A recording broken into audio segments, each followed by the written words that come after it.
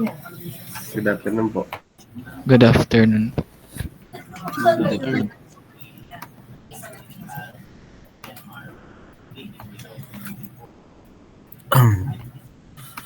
Makiki-open naman ang mga cameras ninyo. Makita naman ang mga ganda lalaki, ganda babae. Ang mga pamilyar tong mga to. Ay, ito pala si Nano. Sila, Orino.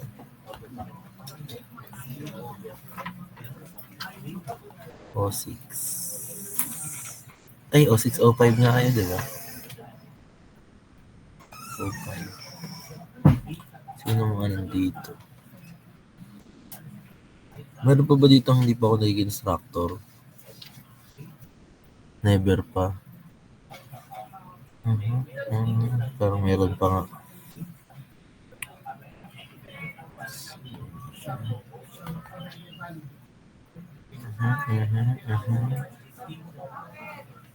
Okay, mga first time. Nakikita ko. Ayan, okay. Sige, sa mga hindi pa nakakilala sa akin, again, I am Engineer Cedric Ray Canicon. Ano? Opo, ay product din ng BSU. Graduate noong 2021. Ano? Tapos, ayan. 2022, nakapasa ng boards. Second year teaching here sa Bat State U. Ano? So, ayan. So, well, congratulations sa inyong pagpasa sa DE. Congrats sa mga clutch. Hey, let's go. Sa mga clutch, galing, galing. Congrats, congrats. Sa mga talagang pasa, galing. Pero yun nga lang, ang balita ko, tatlong section ang regular, tama ba?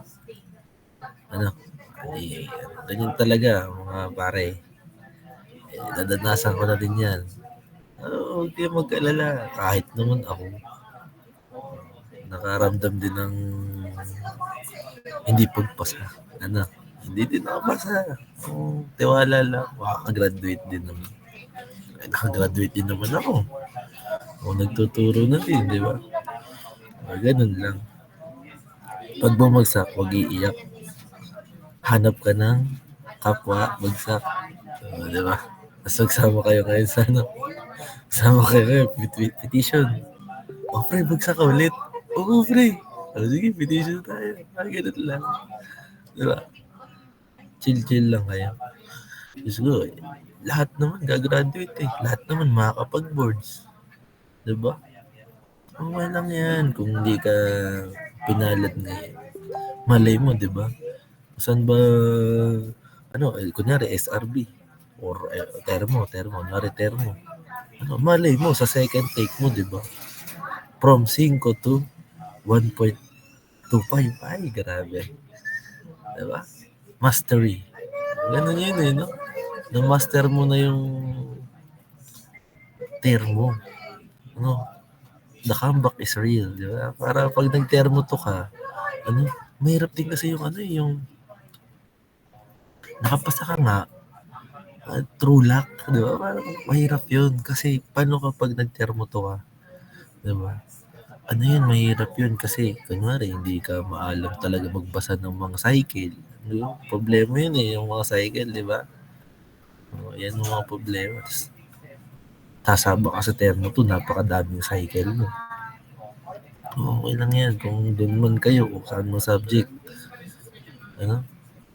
Ako nga dati termo to namin. Termo to ako doon. Hindi din ako pinalad. Tapos hanap lang ako ng tropa ko. Pre, di ka pasa. Uy, sabar tayo pre. Diba? At least may baon. Diba? At least may income. Hindi naman. Kidding aside, syempre, kaya niya yan. Bounce back lang yan. Kaya yan. Ayun. So, yan, sa mga hindi pa ako kilala na instructor, ako po ay masungit. Masungit. Oo, matapang ako sa klase eh. Sumisigaw ako eh. Hindi naman. Ano po, minsan nabibigla lang. Minsan naman nagpapakaba, biglang magtatawag ng recitation, gano'n. Ano, sa inyo ba ako nagpatayo? Yung iba, yung sa mga O5. Ano, sarang sa inyo ata nagpatayo ako eh. Oo, nagpapatayo din ako. Hanggat hindi nakakasagot, no? Ganun talaga. Kaya, next face-to-face meeting, magdadala kayo ng index card. Kulay, lang, may pink na ako, may yellow, may green, blue. Blue ang inyo. Malapit na mabuo yung ano ko eh. Power Rangers. Ayan. Kulay blue. May pula ba? Wala na. Diba? Walang pula ata eh. Wala atang pula eh. Ayan. Kulay blue na lang kayo. Tapos magdadala din kayo ng 1 by 1 picture. Bawal ang whole body yung 1 by 1. 1 by 1 picture lang.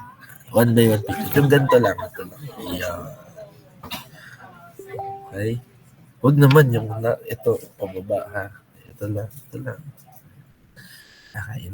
Si Sir naman, hindi naman yan matapang. Yun nga lang. Ewan ko, sabi nung iba, mahirap daw magpa-exam eh.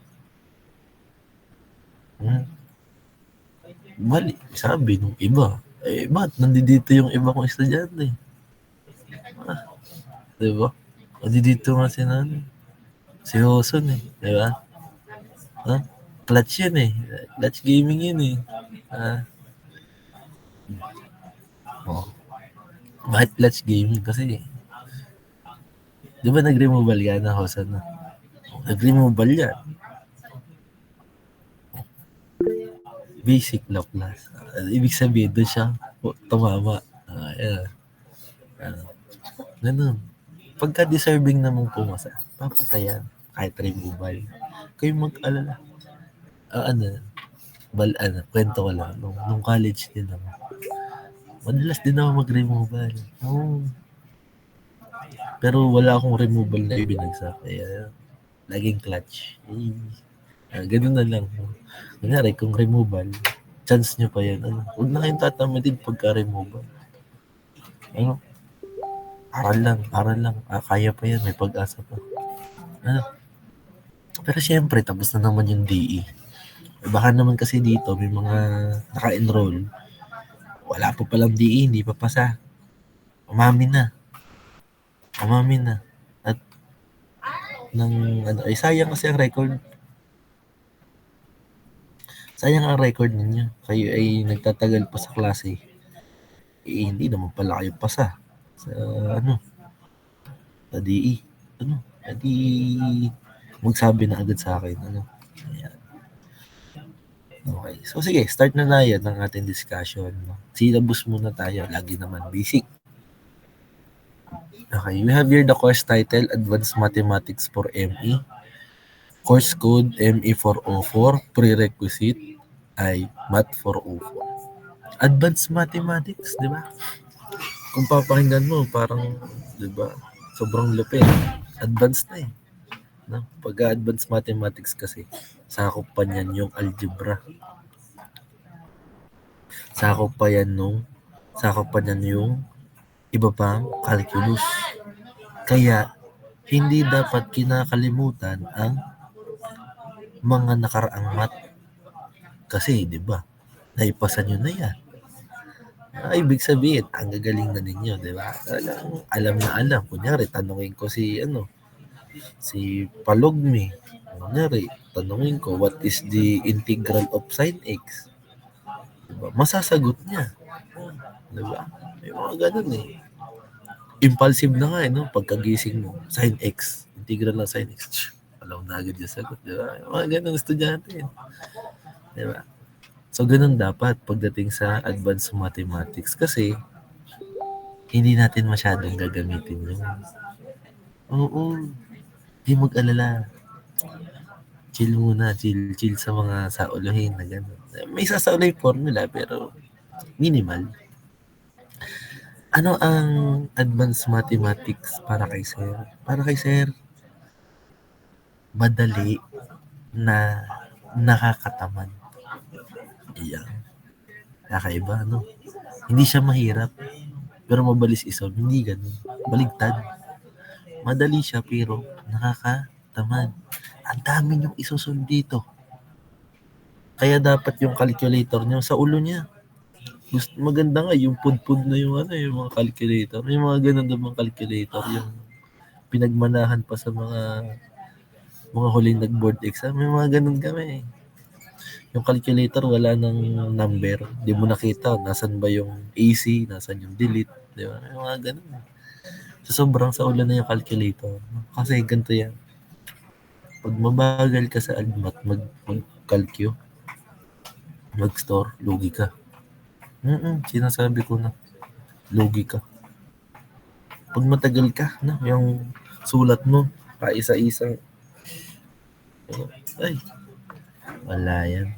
Magtatagal yan sa exam. Lalo na yung exam kasi natin, time consuming yan. Hindi siya mahirap. Time consuming siya. Concept-wise, madali eh. Madaling i-derive. Kayang-kaya ninyong i-derive concept. Pero yung magsusolve ka ng madaming beses, yun ang mahirap. Yun ang advancement. No? Kasi sa advancement natin, ano ba yung mga matututunan natin dyan? Baka naman wala. Meron tayo dyan matututunan. Ano?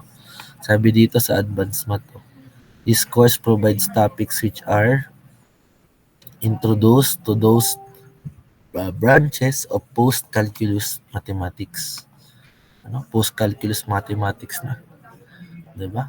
Ano pa? Sabi dito, numerical techniques applied in engineering applications. Matrices and determinants, diba? Parang last time, nakapag matrices and determinants tayo, tama ba? Ano? Kailan tayo gumamit no? Nung Wronskian. Diba? Nung Wronskian, gumamit kayo niyan. Kahit nga yung variation of parameter, ginamit niyo yan, di ba? Ano? Ginamit niyo yan. Yung iba, kumakamot na ng ulo. Ano ba yung Wronskian na yun? Makalimutan na. Diba? Ano ba yung determinant na yan? Ay, yun po yung yung ginawa niya, yung mukhang basket. Ganun. Diba? Kahit yung sa physics, sa statics, diba? Ginamit niya yung determinants para lang makapag-solve ng value ng mga forces. Diba? Yun yung dati ninyong ginagawa para sa matrices and determinants. Sunod natin ay solution of linear and non-linear systems of equations. No, balik tayo ng algebra. Sa algebra kasi, may mga methods tayo na ginamit dun sa ating systems of linear equation. Tama ba? May mga ginamit tayo dun na mga method. Ano yung mga ginamit nating method sa systems of linear equation ng algebra? Diba? Tandaan nyo yung una, yung elimination of mechanical engineering students. Diba?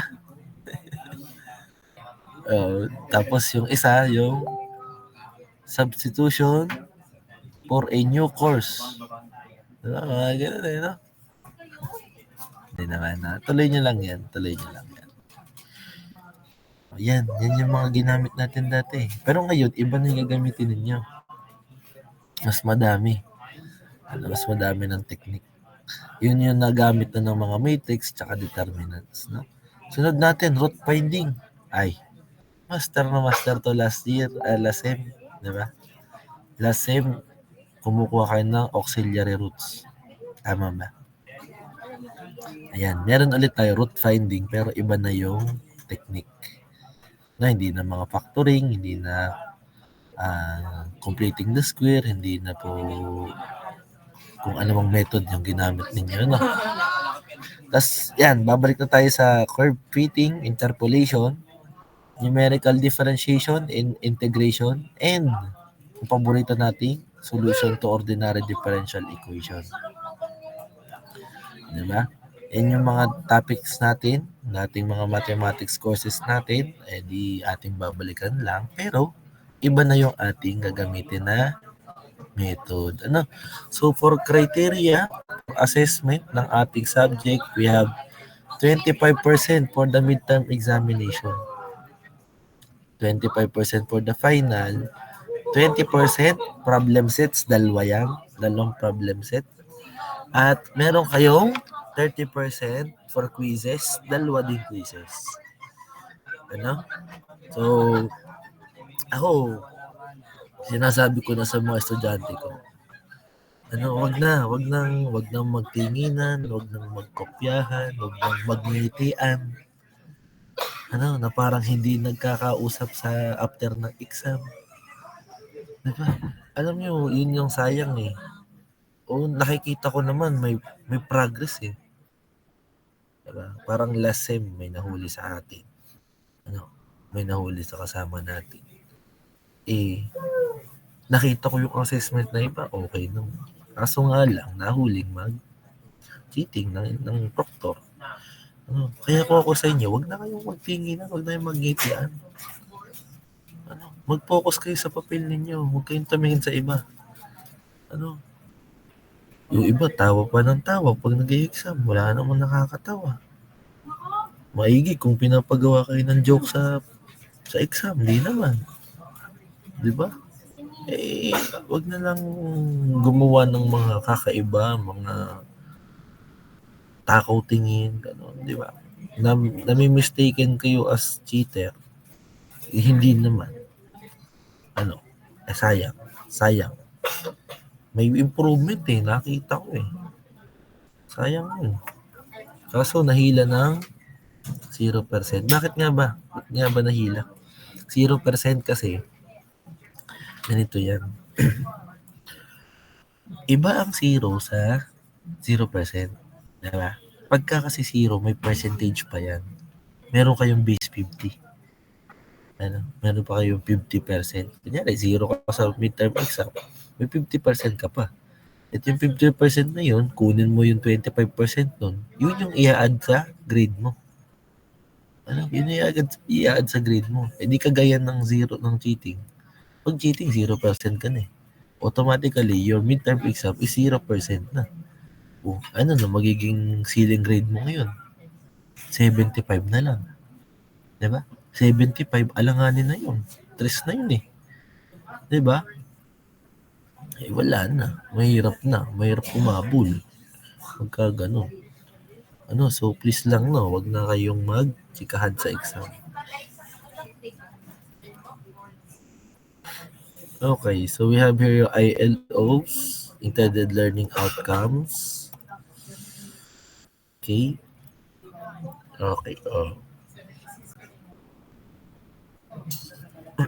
Ito, Chapra. Itong textbook references, maganda i-download ninyo kung makita ninyo sa internet. You have Chapra, Kreisig, tsaka si Wiley. Yan, magandang mga books yan, magandang mga article na yan kasi related din sa ating subject, yung mga steps dyan, kompleto, download nyo yan. Okay? So, ayan. So, sabi nga, sa mga hindi pa nakakaranas na kayo mag-instructor, lagi ko to sinasabi. Ayan. Sabi dito, student outcomes. Sabi, ability to apply mathematics, sciences, and principles of engineering to solve complex mechanical engineering problems. Lagi ko yung sinasabi kasi baka nag-i-expect yung iba na kung ano ang given ni sir, yun ang lalabas sa exam. Hindi po. Never pong nangyari yun. Papalitan ko ng given yan kung iba ang magiging solution yan.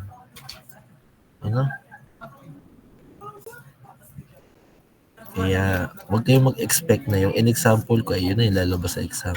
Matutong mag-research.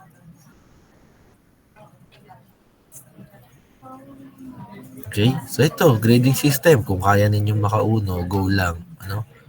Pero basta, ang aking removals ay isang beses lang. Wala pong unli removal si sir na. Hindi nag-unli removal yan.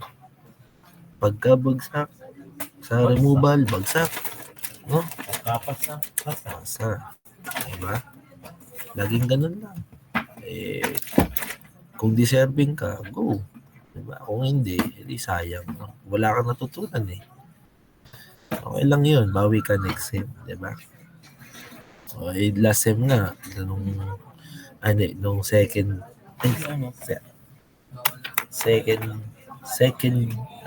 second sem din last year.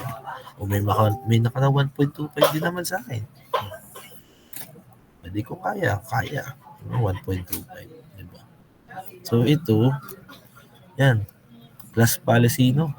Kung 10% ka na ng maximum number of hours na absent, hindi wag ka nang pumasok. No? At ikaw ay masisingko na. Di ba? Ilan yun? 10% ng 18 times 3, di 54. O 10% nun, 5.4. Estimate natin, 6 hours. O di bale, apat. Apat na 1.5 hour na klase natin. Di ba? O miss examinations. Ito yung miss examinations eh. Naranasan ko to nung din last year din. Tuwing quiz, laging may dahilan. Napakahirap nun. Laging may dahilan. Kaya lagi kayo magba-vitamins. No, para pag nag-exam, laging malakas. Diba? Hirap nun eh. No? Kaya naman, kunyari, sir, di na po ako makapag-exam. Putol po kamay ko, mga ganun.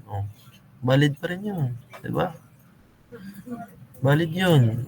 Ano ba yung mga valid? Kunyari wag naman yung kayo aabay kayo sa kasal. Kunyari, ring bearer kayo sa kasal, di ba? Ring bearer ka sa kasal, tapos magpapaalam ka kaorasan bago mag-quiz. Di ba? Kahit matanda ka na, ring bearer ka pa din, di ba? Ganun ka ka-importante sa kasal eh. O di magsabi ka ng 2 weeks before. Hindi naman nakakapag-schedule ng kasal na magdamagan na. Ay, kakasal po yung tropa ko bukas. Ngayon ko nagsabi. Oo naman. Kung yung reasonable, buti nga yung ganun. Pinapayagan ko pa eh. At saka yung pag nag-e-exam, tas sasabihin, sir, sobrang sakit po ng ulo ko. Naku. Pabunot na yan. Wag na yan. Tama na. Wag kasi kayong magtatapat ng electric fan sa ulo. Hanginin yung ulo ninyo. Diba? Sakit lang yung ulo nyo. Tapos sasabihin ninyo, sir, sakit ng ulo ko. Ay, nako.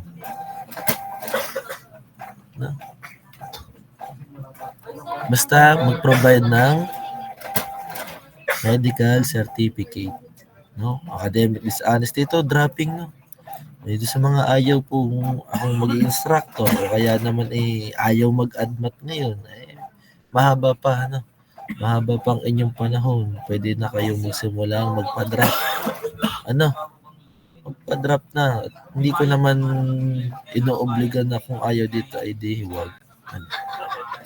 Basta ang sa akin, kayo ay matuto ng numerical methods natin sa advanced mathematics.